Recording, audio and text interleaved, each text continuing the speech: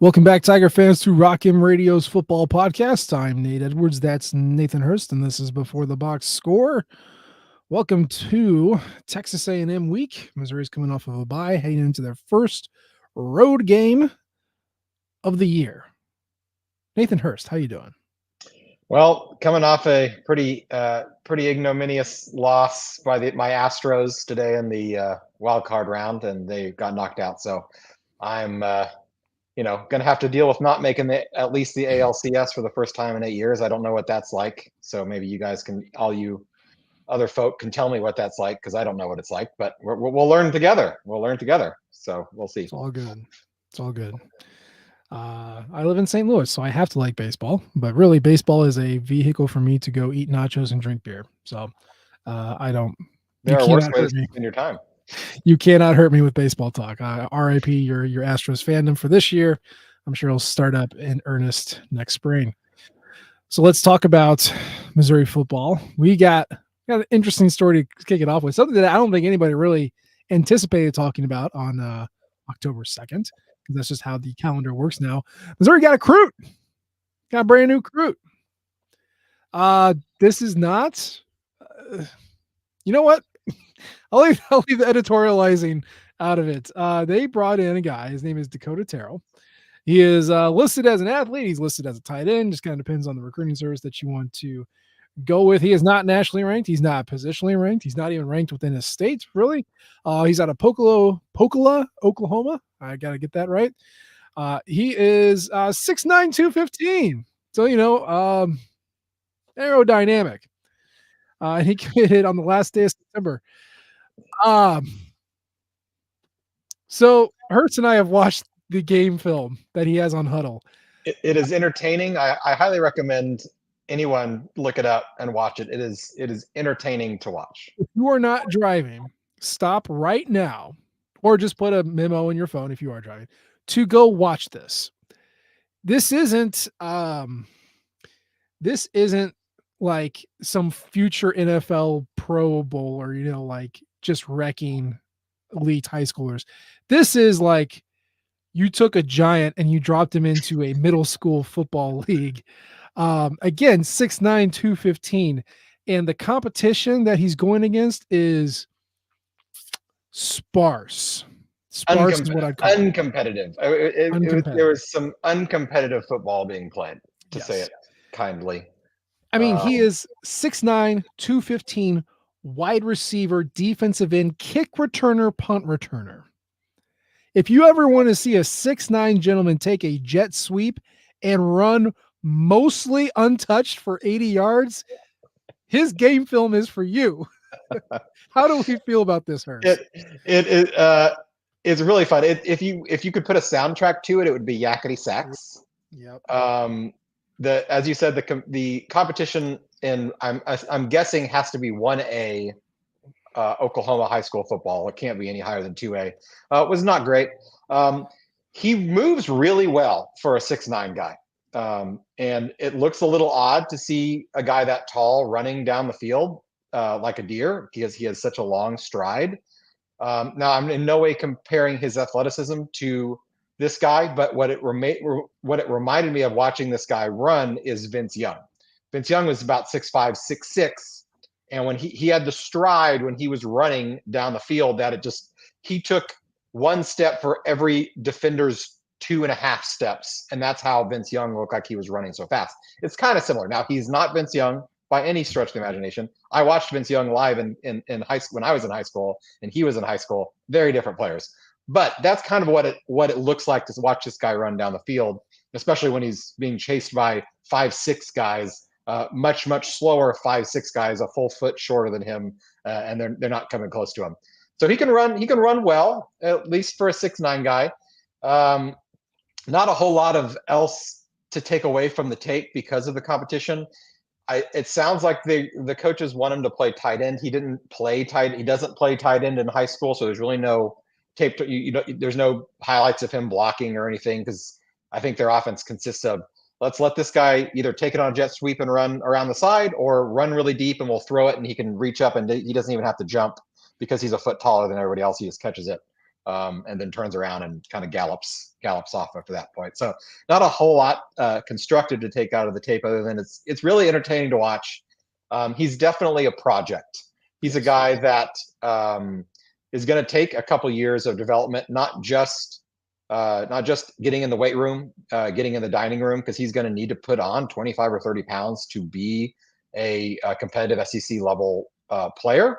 215 is really light for how tall he is and wanting to play tight end. He's going to have to put some weight on for sure. He's also going to have to just practice technique, blocking technique. When you're that tall, it can be difficult to block unless you're 320 pounds like a left tackle.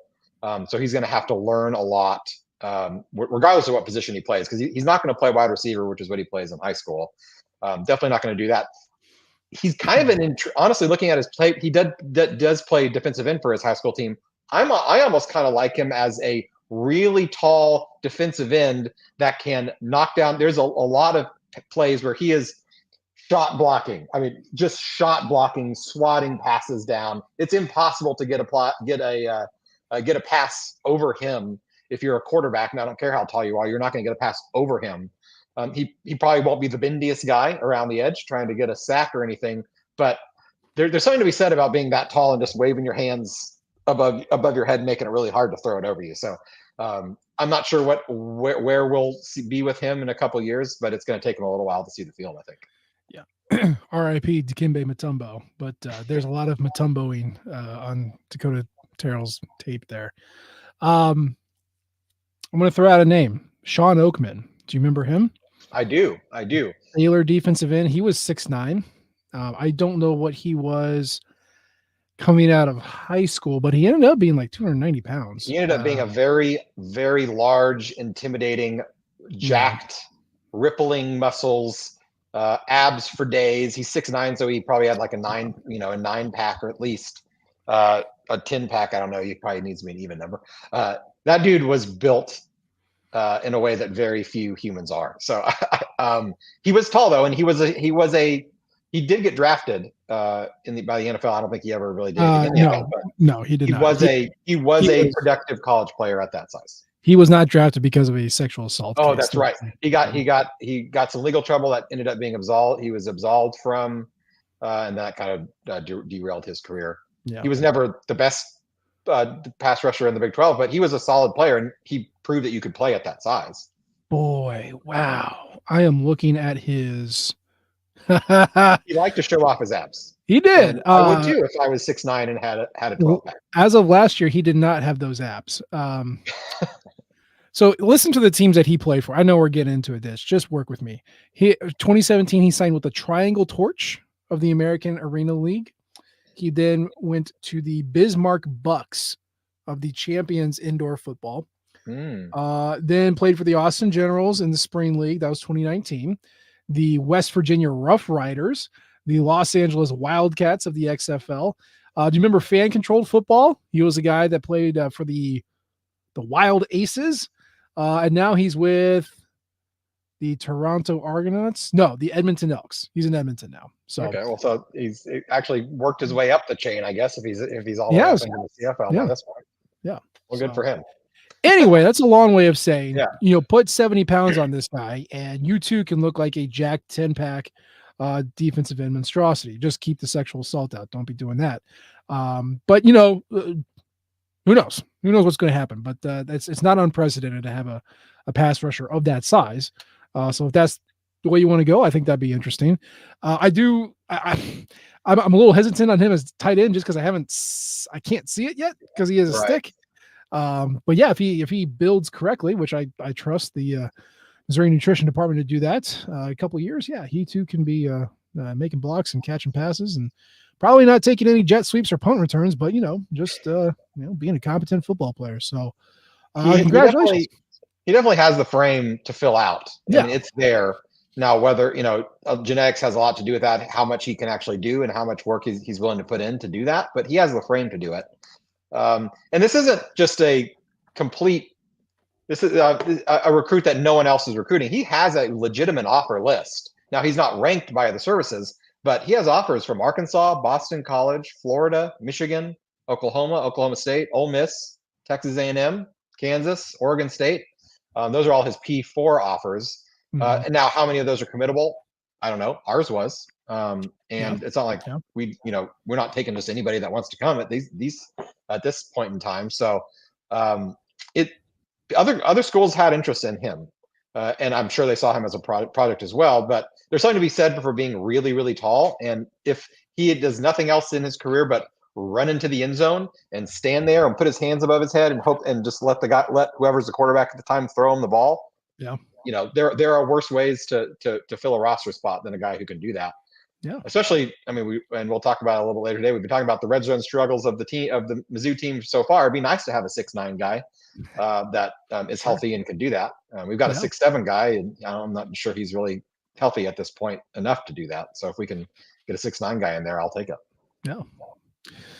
Well, congratulations to Dakota. As I tell every commit who's given a solid verbal, please sign on the dotted line when it comes to be that time to do so.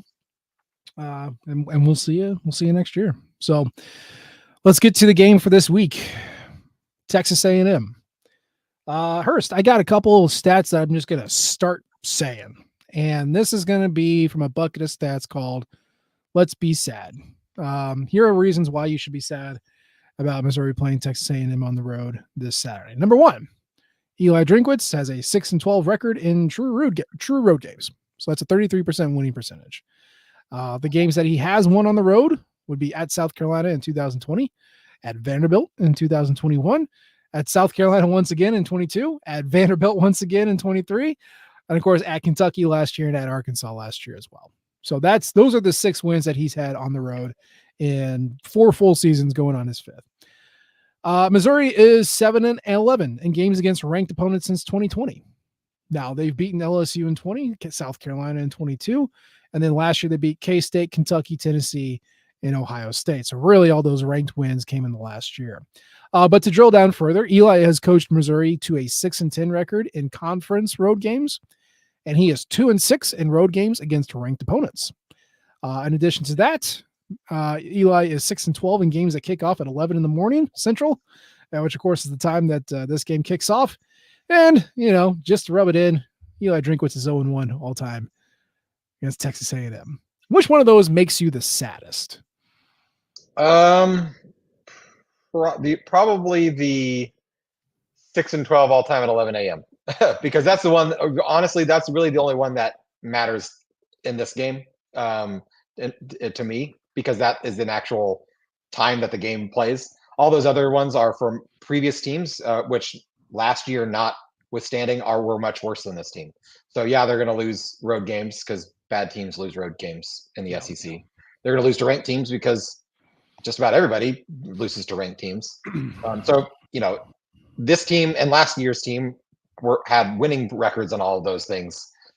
So those don't bother me as much for this specific matchup. But the game is at 11 o'clock, and that applies to that record. So I don't know if that has actually anything. If that record is just happenstance, or if there's something that goes into that, it's impossible to say. But I'll pick that one. I mean, yeah, 11 o'clock is usually designated for the crappier teams. They're usually the undercard of the day. And Mizzou has been not great for the first, 3 years of the Eli Drinkwitz regime. So it goes to believe that they would be at 11 o'clock more often than not and probably lose those games. So yeah, I'm with you on that. It also kind of comes down to a preparation thing. I think that's it goes true for the road record as well. When you're beating Vanderbilt and South Carolina as the majority of your road wins, it's like, well, yeah, you should. Now, obviously, Kentucky still counts. Arkansas still counts. I'm not taking away from that, but I'm just talking about it from a staff preparation standpoint. How do you get the kids out the door, proverbially, right? Hurst, you're a father too, as am I. The headaches of just getting your stupid shoes on to go to the zoo. And that's 2 kids, right? Now we're talking 120 18 to 22-year-olds plus staff, plus your assistant coaches, and plus everyone else who has to go on there.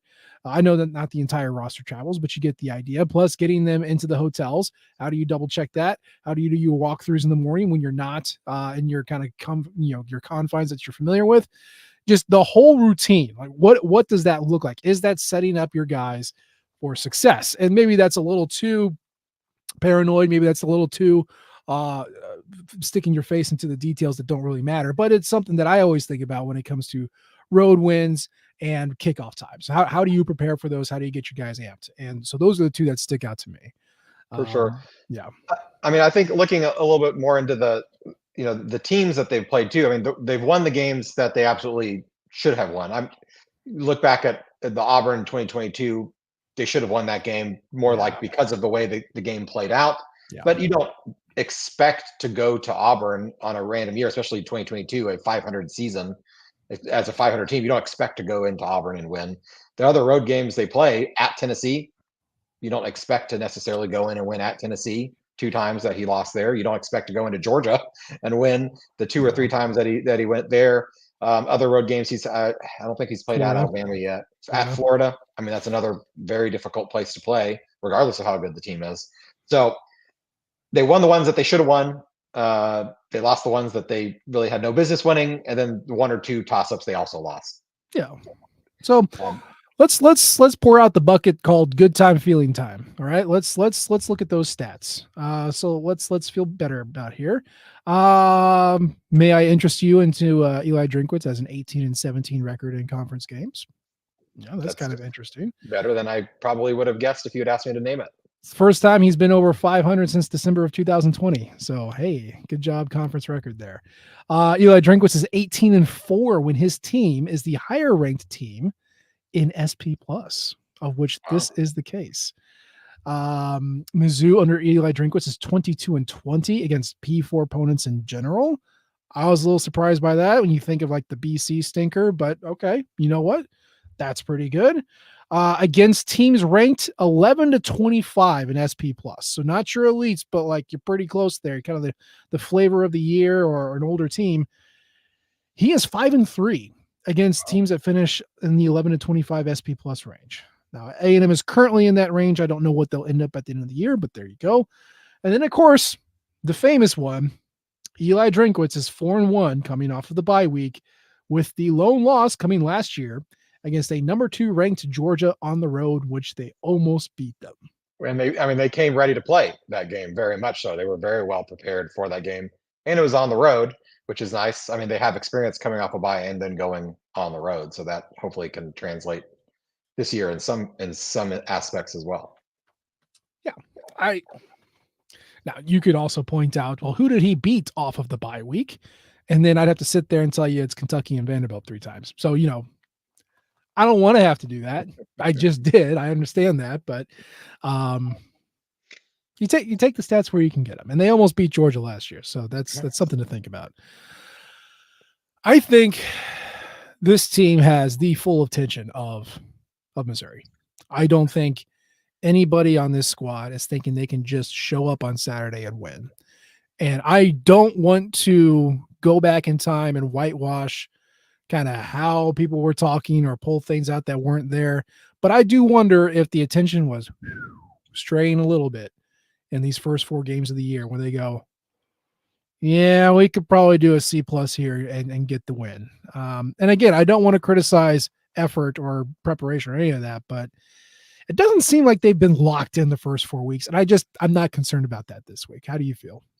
Yeah, I mean, I'd imagine that just preparing for the season all the way back into the summer, everyone, coaches down through the players, were looking at the schedule and had just already marked off 4 straight wins. They're like, win, win, win, win. Okay, the season really starts against Texas A&M. Now, no matter how hard you try to fight against that, no matter how hard you work and prepare before each game and feel like you're taking seriously, that's still always in the back of your mind. We should win this game, and and that's not that. There's no way that was ever the case going into in the off season as soon as the schedule was announced all the way up until now for this one. So I am very excited to see what this team looks like in terms of preparation, in terms of what they're going to show on the field, from both from a performance standpoint, execution standpoint, and play calling standpoint, and see if they have held anything back, whether that's just how much they're the effort level. Not that they weren't trying in those previous games, but is there a little more juice that they could pull out from under a rock somewhere? Is Kirby Moore, or was Kirby Moore, hiding any or holding any back of the playbook that he did last year. That all of a sudden, whoop, first real big game of the year, pop out some more downfield shots. Not sure, don't know. We'll find out, but I'm excited to see. Yeah, playing a ranked foe at home when it's a non-conference opponent is a little bit different than playing a ranked foe at home when it's a conference opponent and you're on the road. You should have your attention fully square right here, right now. Yeah, Kirby Moore scripted plays. Your first, 1 or 2 drives in the first quarter, first 1 or 2 drives of the second half. Not super impressive. I feel like he does a pretty good job, or he has done a pretty good job in the past of adapting as games go on. But it would be nice to get a fast start. And looking at the injury report here, really the only person who's questionable is Speedy Johnson, which, that's not your only guy who you throw deep to, but it's kind of the guy that you'd like to throw deep to. So I don't know how they react to that, what the limitations on the deep passing game is going to be, but that is notable. Did you see the injury list for Texas A&M that they released? It's longer than ours, that's for sure. It's not as long as Ole Miss, but it's a tome. Now again, they don't specify if these have been like season long injury lists or if this is injury happened last week, so that now they're not going to play. But the big one that you got to look at is quarterback, right? And Connor Wegman was the projected quarterback to start for Texas A&M this year, and he did start against Notre Dame. Didn't do super great. Threw 2 interceptions, and then he got injured in their FCS game. And so this kid Marcel Reed took over, and he's been playing since then. And ever since then, Connor Wegman has been this probable, questionable, somewhere in between there, but he's not taken any snaps since then. So he is listed he's listed as questionable. You have running back Reuben Owens, who's already been out for the entire year. Tyreek Chappell's out. He's a defensive back. And offensive lineman who's out. 2 offensive linemen who are out, who I think only one was really projected to start. You do have another questionable offensive lineman, Armaj Reed Adams, who is a Kansas transfer. He is questionable. And then I think that's of your starters. Those are the ones that really count there. But yeah, here's the thing. Texas A&M runs the ball and plays good defense and likes to shrink the game. Who does that sound like? Does that sound like Eli Drinkwitz to you? Sounds like Mizzou to me. It's a game that we're going to be used to. Looking at, we've talked a lot about the offensive struggles, the scoring struggles during the bye week and a little bit this week. Looking at the offense here, what are you worried about when Missouri takes the field against A&M? For Mizzou's offense? For Mizzou's offense, yes. I'm terrified of the Texas A&M defensive line absolutely ruining the day of Brady Cook and the entire offense, because they have at least four guys that could individually take over a game. In the case of against Arkansas, it was Nick Scorton, who is a first-round draft pick. He will be a first-round draft pick. That guy is a monster. They've got not one, but 2 Shamars that are both really good, Shamar Stewart and Shamar Turner. And then a whole bevy of 4 or 5 other guys that they can kind of rotate in and out of there. And so that's what I'm worried about. I'm really worried about a strip sack, a couple pressures that get Brady to rush a throw or 2 and hit the line and not see the linebacker sitting there right in the middle of the field. A tip pass that can, just floats up there for anybody to grab. That's what I'm worried about, because that honestly is the one path I see to Texas A&M winning this game, is to destroy the line of scrimmage on defense for them, for offense for us, create a couple turnovers in doing so, flip the field position, and win that way. Yeah. And that's really the only way I think that's going to happen. I mean, the thing that's good for Mizzou is that Brady Cook's one of the fastest at getting the ball out of his hand. It's like less than 2.1 seconds. He does not mess around. Now, part of that is he stopped taking deep shots, which you're probably going to need to take at some point to lighten the load here. But yeah, Nick Scorton is terrified. And don't overlook the other transfers too. They really nailed it on the transfer portal for their defense. So they got Nick Scorton out of Purdue, Will Lee out of Kansas State. He's a St. Louis kid. Saw Will Lee last year at K-State. He was a nightmare. And then Marcus Ratcliffe from San Diego State. Those are your three top havoc makers, and two of them are in the defensive secondary, and then the other one's an edge rusher. Ratcliffe has got like 3 interceptions so far this year, something like that. We've only played 5 games, guys. He's got 3. Like he's very opportunistic. It's going to be a problem. And really, the whole defense is good. Obviously, Mike Elko, their head coach, is a defensive coordinator by trade. He was the coordinator at A&M for a long time. Then he went to Duke. He knows what he's doing when he's fielding a defense. And this one's good. This is the best defense Missouri has seen so far this year by a lot, right? They are 23rd, I want to say. Yes, 23rd overall currently. The next closest was Boston College at 40th. Okay. Like this is next level stuff. And you're not going to see it let up. Once we are now in SEC play, this is just kind of the norm from here on out. They are good at stopping everything. They have they are allowing a 38% success rate on the ground. They're allowing a 36% success rate throwing the ball. What do? You run the ball. Right? When the options are bad, no matter what, you do what you're best at. This offense, the offensive line is best when they run block. They are more likely to get a big play if it's Nate Noel carrying the ball. And of course, you do it enough and you start opening up Luther, Theo, Mookie, whoever, for some quick passes and doing it that way. So I think I'm going to see a healthy dose of running the ball. Probably Marcus Carroll's going to get a decent amount of touches too.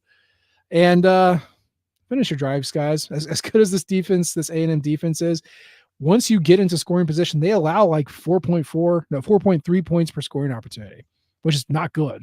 Now Missouri's only managing 4.1, so like it's a movable object, resistible force situation. But you got to run the ball and you got to finish with touchdowns. Oh God, the more complex this game gets, the simpler it gets. Let's just get good American football. Run the ball, baby. That's all I'm asking. Yeah, I think the key here, well, first and foremost, is to win first down and stay out of obvious long passing downs, because that's where these guys are going to be able to pin their ears back and get after you, and they are really good at that. And you do that by running the ball, obviously running the ball well on first down. I think the way to attack it, especially Scorton, the best way to slow down a really good pass rusher is to run right at him. So if they can get that wide zone run working, it has worked to some good. It's been good in some halves and not so good in other halves. Yeah. If they can get it working on whatever side of the field he is and run right at him, right over him, over and over and over again, that's kind of going to take him out of a lot of those plays, because he's not going to be able to go and make a big play if he's got 2 guys double teaming him, pushing him all the way to the sideline to open up a hole just inside him and the tackle to his left or right, depending on what side he lines up. And I think he usually lines up on the quarterback's blind side for the most part.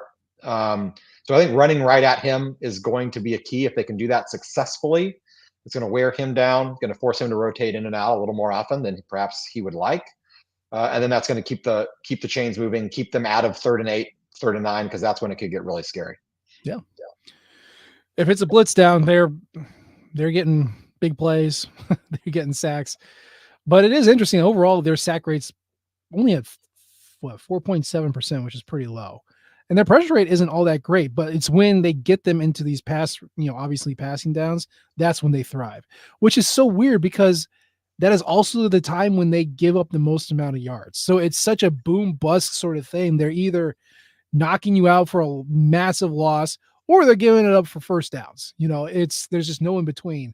And I think part of that is they do have a super young secondary. Obviously Will Lee is there, but almost everybody else is like a second-year player, like a true second-year sophomore. Young secondaries do dumb stuff sometimes. And even if you have the most competent defensive line up front, sometimes those baby backs just let it go, let something slip by. So I think in passing downs, that's when you really absolutely have to key in on the DB who is having a bad day and get that to the receiver that he's covering, so Nick doesn't get in your lap and take you down. So it's going to be a good test. We've talked about Brady Cook possibly having struggles with the in-helmet communication, and that's when you're at home, let alone when you're in the 12th man. I don't know how they're going to manage that, but if you're only getting 9 possessions, you need to make them count. And I know Eli thinks about making them count by making field goals. You got to finish with touchdowns here. Now on the flip side, again, A&M likes to run. And if they're trotting out this Marcel Reed kid, he likes to run. It's kind of like a Mr. Inside, Mr. Outside situation. If you remember those Army teams from the 40s, I know you were alive then. It's okay. You remember them. So Le'Veon Moss, big running back, like 6', 215. He is the main guy. He's already got 3 touchdowns on the year. He's averaging like 6.2 per rush and almost a 50% success rate when he touches the ball. And when he gets contacted, he goes another 4 yards after that. This is just a tough dude to bring down. And then you have Marcel Reed, who's also averaging 6 yards per rush, but has an even higher success rate at almost 55%. And a whole like 10% of his rushes go for more. 24% of his rushes go for more than 10 yards. So this is a guy like it pops out and he's gone and you don't know where he is. The flip side of that, Janice, there is that he can't pass for crap. It's like a 54% success rate. Or 54% completion rate, and his success rate is like a 41%. So it's not good. You got to get these guys to throw. It's the Boston College game plan all over again. You think that this defense can handle this kind of rushing attack? Yeah. I mean, I think they can. They've shown that they can. This is going to be the best one of I think, at least the ones that's most talented. I don't know if Reed is as fast necessarily or as quick as Castellanos or even as annoyingly hard to tackle as Pavia was, but he is a good and effective runner. But thankfully, they've had experience going after this guy. If this was the first time they would be facing a running quarterback this season, I would be concerned about it. Concerned about whether or not they're going to be able to spy, figure out when they should spy, when they just need to stay in their rush lanes. But they've done that and done it pretty well, really well against Boston College. Not quite as good against Vanderbilt, but still well enough there. So I'm not as worried about him on the ground. I'm worried about Moss chugging it ahead for 5 yards a carry over and over and over and over again. Oddly enough, though, he did have over 100 yards against Arkansas last week, but he only had 13 rushes, which was very strange. And I watched that game the whole, all the way through live, and I didn't really realize that he had only touched the ball 13 times for it. I mean, he was averaging 8-9 yards a carry that game. I don't know why they didn't give him the ball more that game than they did, because he's not. I mean, he's far and away their leading rusher, but he doesn't have that many more. He has 30 more carries than Reed and 30 more carries than the next leading running back, Daniels. So it's not like he's the workhorse, which is kind of strange for how effective he's been. Well, I mean, yes and no. He's got 76 rushes, 471 yards in 5 games. Is that right? Yeah. Nate Noel's at 69 rushes for 441 yards. But he hasn't played like 5 full quarters, and they were in the game. They were playing with Boston or Bowling Green 2 weeks ago, all the way down to the wire. So I mean, you're right. I forgot. He's played. He probably sat out their second game. They blew out some FCS team. I don't remember who. Yeah. So I doubt he played that full game. But the rest of the games, he's played or had to play every quarter. Yeah.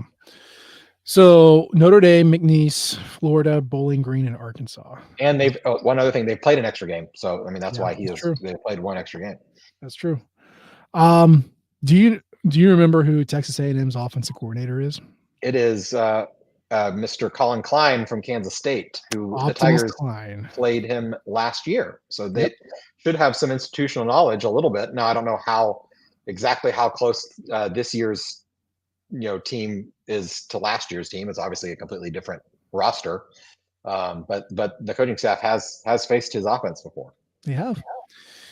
Optimus Klein, as he was known in his K-State days, he was a converted tight end into quarterback from Colorado, because that's just what Bill Snyder did. He just found bits and bods and put them out there, and they turned into Heisman finalists. He was so annoying to play, and just like every K-State team under Snyder and of course now Kleiman, just annoying because you should be better than them, and they're smarter than you, and they're better than you, and they're meaner than you.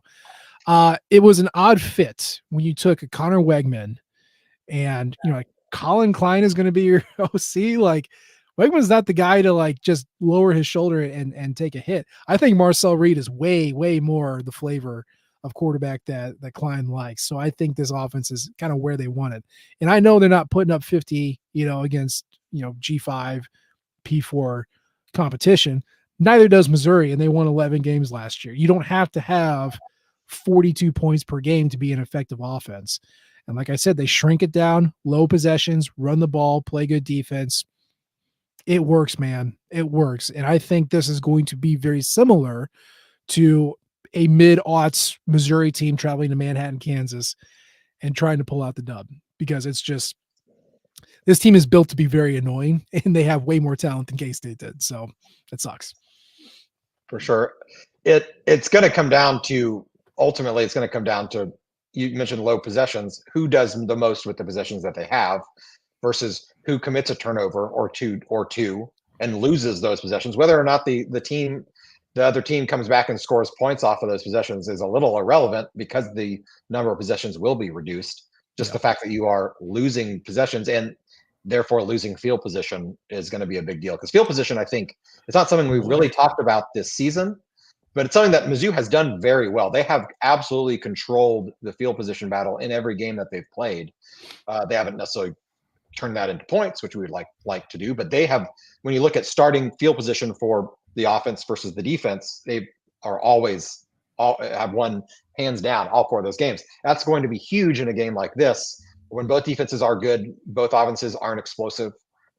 Who can hold on to the ball and then score points versus who's going to give a short field and make it easier for the offense that is going against a good defense to have to move the ball.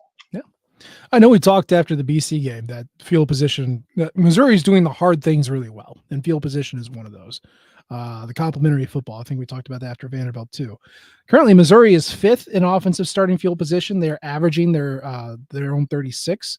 That is, again, 5th in the nation. And on defense, Missouri's defense is 19th in the nation in starting field position at 25.6. But I'm really glad that you brought up the turnovers there. As for reference point, A&M's offense ranks 55th. They start at about their 30, and their defense ranks 37th. They're starting at their own 27th. Texas A&M has been very, very lucky with turnovers. If you look at the number of times that a pass has been defensed, or a ball is bobbled, or there is a forced fumble somewhere, you would expect, just with the odds, the computers expect Texas A&M to be about plus 3.6 in turnovers. Okay. That's really good on its own. That's like 16th in the nation if you're a plus 3. What they are right now is plus 6, which is a top 10 team in turnovers. So that's a huge amount of turnover luck. Again, for a team that few possessions, you got to maximize your scoring opportunities. If they are doing that, they've only thrown 2 interceptions all year. They came in the Notre Dame game. If you can just turn them over once, that's the piece of sand, in the machine that all the gears just start freaking out, right? They cannot handle that. You have to create those turnovers. Toriana Pride, Dre Norwood, Christian Williams, wrap your hands around one instead of swatting it away. I don't know. It's got to happen, because they are really good at ball control, field position, defense, running the ball. This is your bread and butter football team, and Missouri's better at that. So the first one to screw it up, it's like kind of what you're talking about, or doesn't capitalize on their opportunities. What do you think, Hurst? What are we talking about from a score standpoint here? It's going to be low scoring. I do not think either team will break 30 in this game. I would be shocked if they did. Something went really wrong for one side or the other if that happened. I'm confident, though. I'm not. I wouldn't say overly confident, but I am quietly confident in Mizzou in this game that they're going to come out with it. Even if they just break even on turnovers, to be honest, I think they're going to be able to pull it out by a field goal, by a touchdown. It's going to be a close game. It's going to be an ugly game. It's going to be a punch you in the mouth and who kind of flinches first type of game. Who muffs the punt, who shanks a punt. That's going to make a big, a shanked punt that gives 25 yards extra field position is going to make potentially a game-changing possession for the other team in this game. So I think Mizzou protects the ball. Whether or not they force a turnover, that's impossible to say.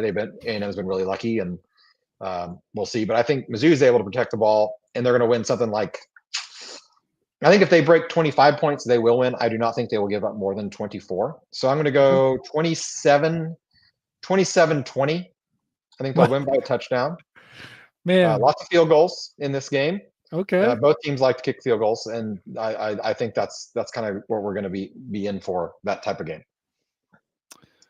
See, I'm thinking the opposite. I think I'd like to think Eli Drinkwitz is a smart man. I would like to think that means he does not trot out his first year starting kicker in College Station 6 times. So I was going to say 28-21, also winning by a touchdown, but more finishing your drives with 7 instead of finishing with 3. That would feel a lot cleaner if it happened that way. Really would. I would prefer it that way. But I mean, 27. That's just 2 field goals, and if they're Yeah.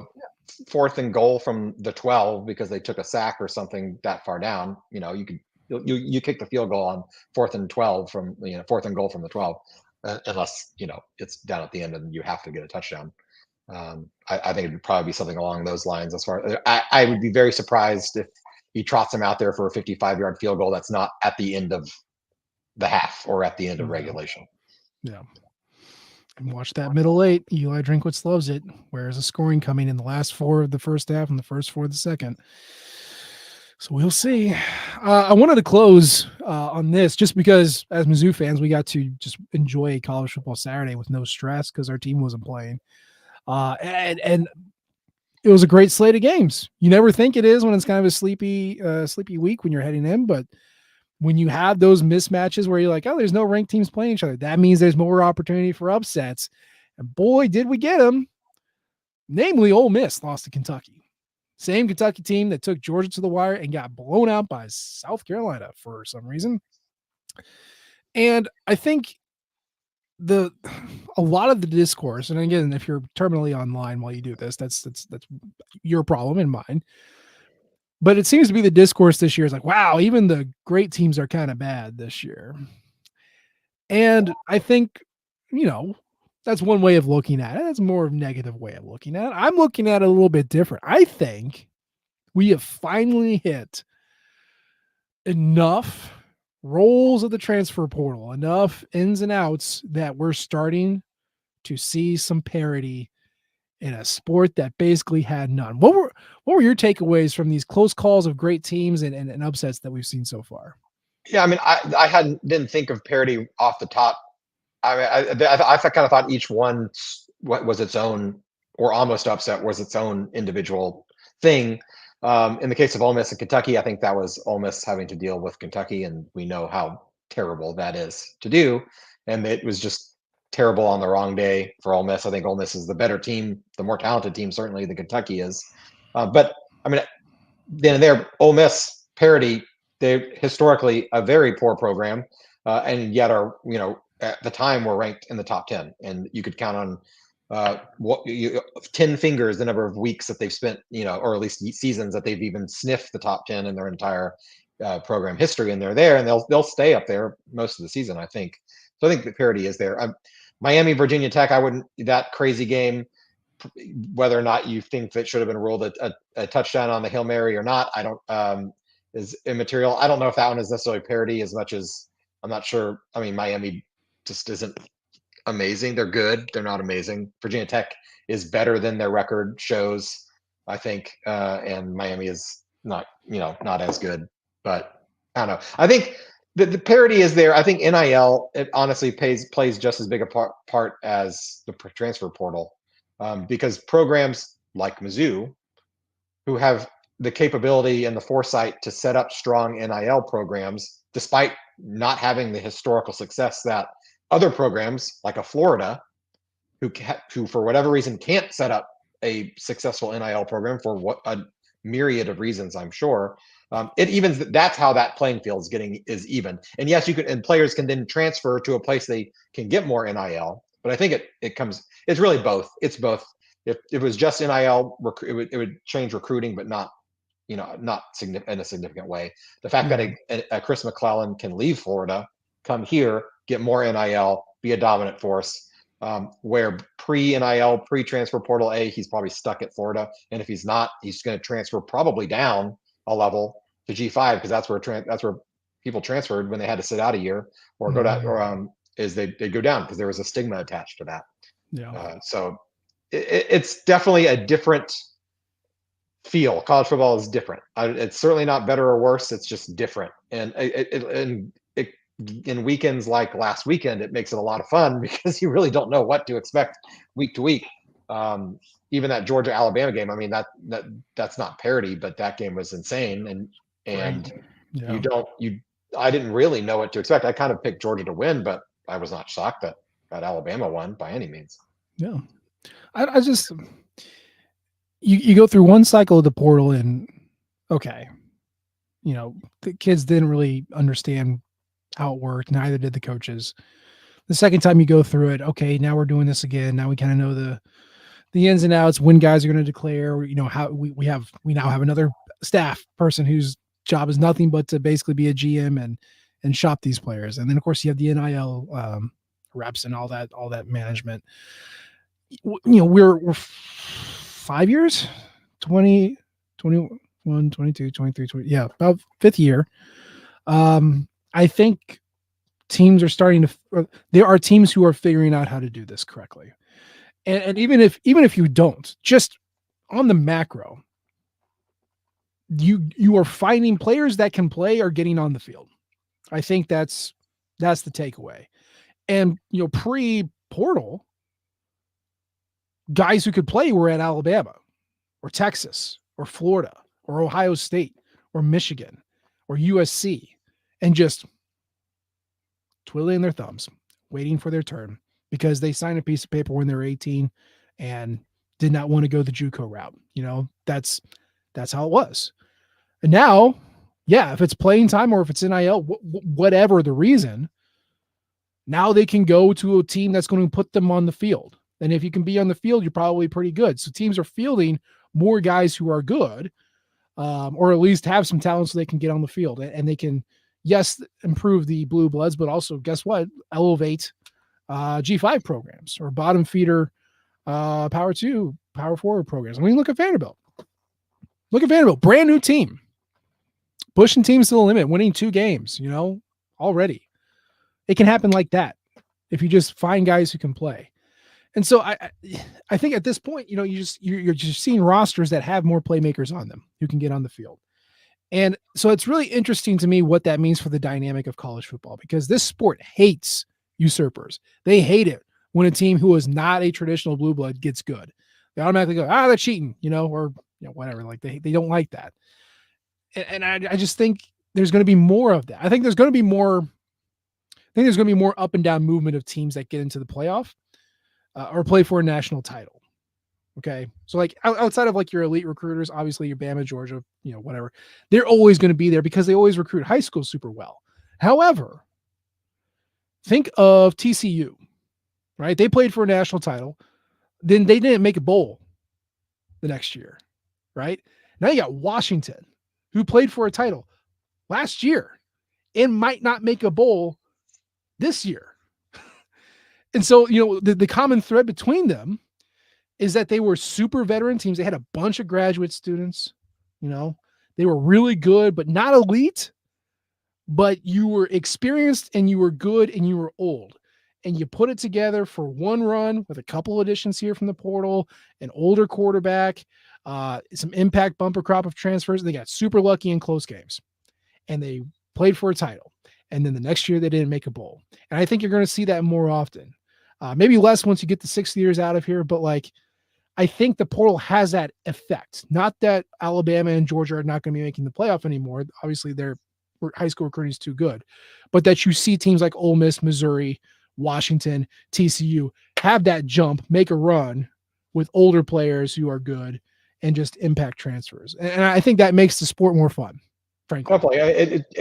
It adds volatility to the top end of the sport, minus the 4 or 5 programs that you mentioned that are always going to be there. Yeah. But then you got your next step down, your programs 5 to 10 that are usually there, your USCs, your Floridas, Florida States that are often there and will be there often, but they could also completely tank like a Florida State this year. If they bring in the wrong guys or they lose a lot of guys, Yep. They're not insulated to as much as they were previously. 10 years ago, you wouldn't dream that Florida State would start the season 0-3 or 0-4 or 0-3 and lose to Boston College and Georgia Tech back-to-back years. Now you can see that happening, and then next year they could be 11-0, 12-0 again, just like they were last year. Never know. Just because they could hit the right transfers next time. They obviously didn't do that this time. When they do have those years where they go down, and there's always going to be a couple of those, then that opens up the room for the Mizzous, the Ole Misses, the Boise States, who the G5 team, that top G5 team that gets to get in there as well. So it makes it. I think it makes it more fun, especially from a fan of a team that is not one of those top 5 teams that is always going to be there. And most of the college football fandom is not fans of those top 5 teams. Certainly they have huge fan bases, but still they're those 5 are the minority compared to the other 125, 130 other fan bases. So it gives, if not everybody hope, it gives a lot more fan bases hope and reason to invest their time, their energy, their resources. Yeah. And I could go down on this even further with, accessibility to the playoff, expanding, opportunities and all that stuff. And the junk proposal that the Big Ten and the SEC get guaranteed spots in the future expanded playoffs. And I'm not going to go down that route. All I'm going to say is that if you want to keep your sport strong, you have to keep interest strong, and you have to keep your player pipeline strong. And it's in everybody's interest if people from all over this country have access to playoff caliber football. I know a lot of California kids are playing in the SEC now. Why? Because they did not view the Pac-12 as a reasonable path to get to a playoff. If you want to play for actual championships. Now, part of that was fixed because the Big Ten took the Pac-12. But the other thing is just now there's more opportunities across the board. And you could have a kid who grows up in Seattle, or one who grows up in Los Angeles or Austin or, Minneapolis, and goes, you know what, I could stay at home and I could do the same thing, and that'd be cool. So there is no law that says that football has to stay popular. And there's a lot of reasons why it might dip, whatever, in popularity. I mean, baseball and boxing used to be this nation's pastime not all that long ago. So there's no law that says you have to do that. It could dip at any time. So to keep that interest, keep that popularity, make it accessible for as many people as possible, this is a good way of doing it. So yay portal, yay expanded playoff. I won't go any further on that because then I'll just never stop. But takeaway, last word, Nathan Hurst. We're going to leave the people. We'll talk to them sometime after the game. What do you want to say to everybody before we get the heck out of here? Well, I mean, this week is where the rubber meets the road. Yeah, it was a little bumpier than we had hoped or thought that it might be getting to this point, but the team is 4-0. They're right where we want them to be. But this is the time to buckle down. I mean, starting this week, these are the games that you can lose easily, very easily. And also very little wiggle room. This game is huge for a number of reasons. No less than this one does buy you some wiggle room. You win this game, you've got that wiggle room. We're not going to count. I'm going to spoil alert for you. Neither of us are going to pick Mizzou to beat Alabama and Tuscaloosa in a couple of weeks. So winning this game gives you that wiggle room that you don't have to go in and win an outrageous upset in Tuscaloosa to still feel like you have a legitimate shot at the playoff. This one buys that game. You lose this game, all of a sudden that window shrinks way, way down, way, way down. It doesn't completely go away, but it shrinks way, way down. So that this one is huge. Definitely the biggest game so far, and it might turn out to be the biggest game of the season. Wherever the trajectory of the team goes, I think this one might end up being the one we point to and say that was the one that sent us up or sent us down. Please win. That's the show for today. As always, we appreciate the downloads and the subscriptions. You can leave a comment or rate us. We love all types of feedback from you all. You can follow us on Twitter. I'm at Nate G. Edwards. He's at Burst to Hearst. And of course, you can follow the Rock M flagship at Rock M Nation and our podcasting outlet at Rock M Radio. We appreciate you tuning in this time. We'll try to do better next time. And until then, MIZ. ZOU.